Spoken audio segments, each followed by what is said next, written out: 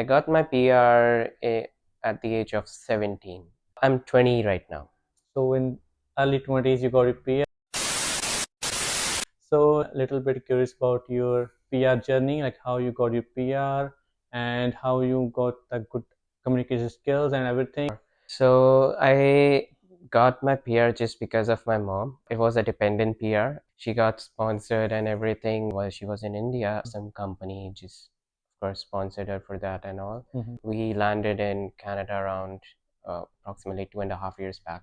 Okay. In October, it's gonna be 3 years for us, Yeah. which will be like eligible for the citizenship as well. Mhm. I started my work journey not with the Embark itself. I started with like the elections volunteer, then worked as a call center job as well, and I worked as a volunteer with the Western Community Lab. Oh, sorry, library assistant as well. Then I got the job in Embark due to some connection there. I joined Embark in November 2024 as a parking enforcement there, and I got promoted to operations supervisor in March 2025. Okay. So approximately 4 or 5 months gap. So I work with Embark. I started as a parking enforcement, and I did like ticketing stuff there for parking violators and the violations around. And as an operations supervisor, I deal with the operational stuff on the island, such as dealing with the customers directly or the having some like people who are having some account difficulties, some stuff like that.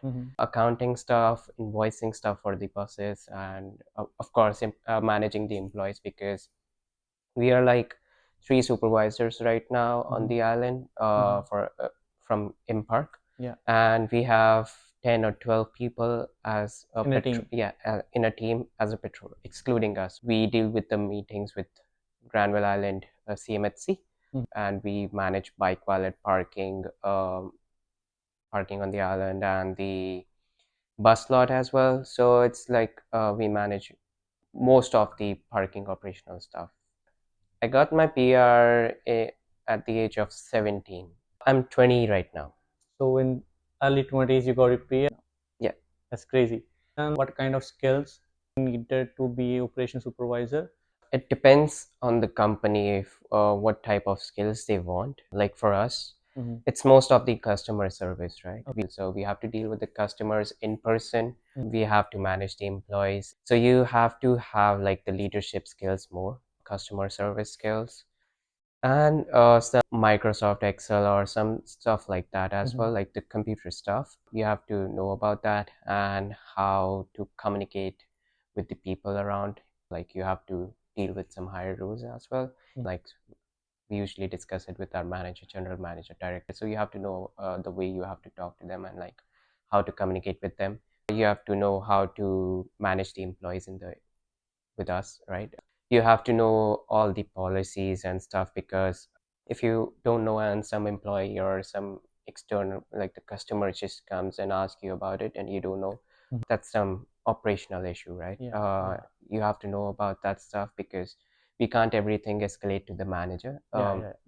We are on their behalf, so you have to know all those things. How much amount of money can someone make being a operation supervisor or higher positions? How much amount of money he can make? So see, it depends again in which company you are working with, because few company offers a lot. They can offer you 50, $60,000, 70 maybe. They can offer you more. Embark offers a good amount of money as well. So you'll not get just basic stuff like 18 something. You'll get higher than that. Like 50,000 to Oh, 60 okay. averagely, right?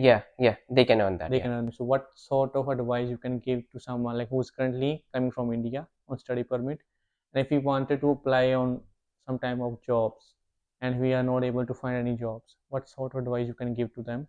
So someone coming from India or anywhere around the world, it the best thing could be just build some connection here and do some volunteer stuff as well.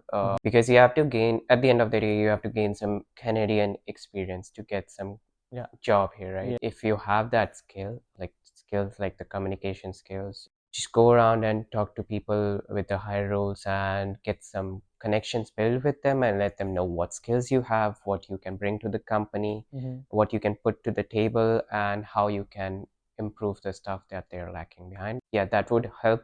That will help them a lot. Fresher, yeah. So as a fresher, I would just, if I have these skills, because I was an introvert at a time a lot. I couldn't speak to people. I couldn't tell them no or something like that. I couldn't. I was like in my own company. I didn't want to. Same like me. Yeah, I didn't want to speak with anyone. I was that kind of shy person.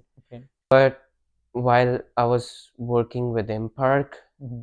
I volunteered with elections, like elections as well, in the elections as well. But when I started working with Impark, I communicated with a lot of people because usually on Granville Island itself, the people like 35,000, 30,000 tourists usually comes here because it's the second most visited place in North America, right? Yeah. So I have to be good in customer service. I have to Customer, yeah. communicate. I have to let them know what we are doing here and what if they have any question, how can I help them out. So I gained that, and if I have those skills as a fresher here, I would just do some. And if I have some money at the back as a backup, I would do some volunteer job at the start Mm-hmm. to get some Canadian experience shown in my profile, and that I work for them here as a volunteer, and I have these skills, and I can put this on your table that would benefit your company. And I would go around on LinkedIn or on Google, go in some stores and talk to some senior roles managers there Mm-hmm. and let them know about it. And I could communicate and tell them that I'm always available if you want me to work with you guys. And I bring this to the company. I have this skill. I wouldn't flex my any degree or any stuff like that. But if you keep on going mentioning that, it won't help you out because at the last day you're gonna see your experience, The right? skills matters. Yeah, skills will matter the most. Yeah. Do you think Indeed and applying on a job bank or applying on LinkedIn is gonna helping you to find any good opportunity for you? Sometimes it does because many companies have some AI system inbuilt. They Yeah. just go for some specific words. Mm. If you're not putting that on your resume or on your profile on LinkedIn, the AI would just put you on the side and go on to the next Like candidate. So you have to pick some words and according to the job requirements itself. And I think it would help um, you guys out. And yeah, it's not 100% possible that you will get the reply back, but Mm-hmm. at least you have some chance. Okay. And like the job you're currently doing is only for the PR people or work permit holders or like the students as well? No, it's not just for the PR. There are some people who are on work permit, and we see a lot of potential in them. We see them on the back, like how they're doing, how they're performing. Mm-hmm. But if we have any opportunity, we just let them know that we have this opportunity. And we just see like the customer service skills, how you communicate, how what the technical skills you have, Mm-hmm. if you can manage the customers or not, Mm-hmm. because there are a lot of customers that get aggressive towards us. Yeah. So we see a lot of potential in the student and the work permit holders as well. So do you miss India or like or do you find any difficulty while you are coming from India to here and like the environment, the people? It was a transition period. It was very quick for me when Mm-hmm. I came from India to Canada Mm-hmm. for the like 1 month maybe Mm-hmm. or less than that. I wasn't sure at that time, but now if I see back, it was a good decision. And if I want to go back to India and settle down there, it would be difficult for me Yeah. because things changed here. Things has things have changed here as well for me and for my family. Back in India, if I go back there, like I have to go in some college there and You like have to cover up the bachelor degree and yeah, you have to so like find some yeah, of the jobs opportunity right there. like I have to start from zero there. And did you face any kind of racism? I would say at some point of my life in Canada, Mm-hmm. I faced it like once, like Okay. someone directly spoke to us. Mm-hmm. That was something random, like they just randomly popped up and said something to us, but it didn't bother me because I know like it won't affect me. I have the job, I have good things, I have, so it's all good from my side. I don't say anything bad to them. I don't think anything bad about them.